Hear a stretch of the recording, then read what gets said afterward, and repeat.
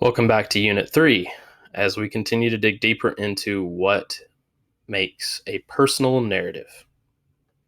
We're now on Lesson 3.3, or our third lesson, and in this lesson we're going to be narrowing down our focus and focusing in on small moments that make good personal narrative writing pieces.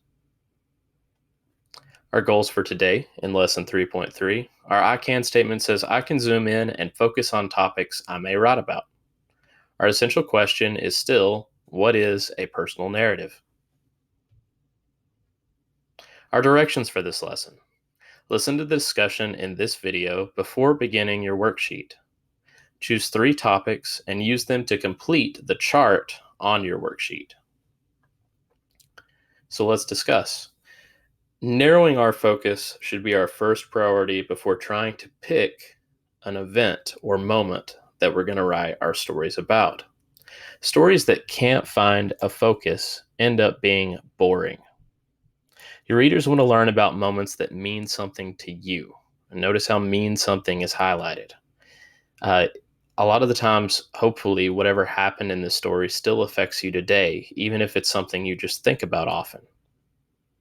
Try to narrow one of the events you wrote down in the last lesson into something much smaller.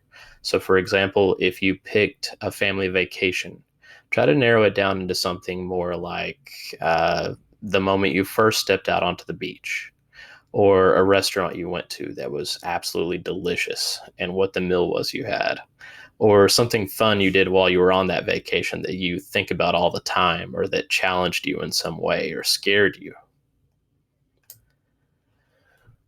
So for my example, I picked a fall break vacation that I did.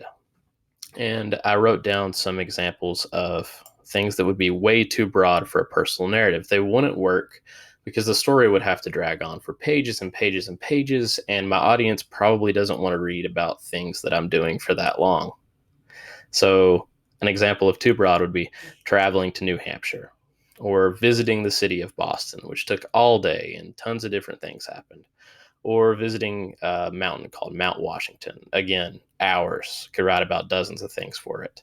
Or visiting Maine. Again, those are all too broad. If I start to narrow it down a little bit, then I start to get story topics that might actually work, such as maybe an airplane having a bumpy departure and being terrified, or stopping specifically at one place, like a burial ground, or climbing to the top of a mountain, or again, because I like food, a seafood lunch. Narrow it down even more from these types of events if you can.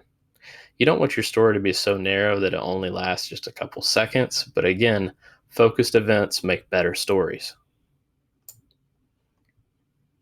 So at this point, try pausing the video here, and on your worksheet, select 3 topics and then attempt to narrow them down as specified on that worksheet. Good luck with this, and take your time, because these could be topics that you spend several days writing about.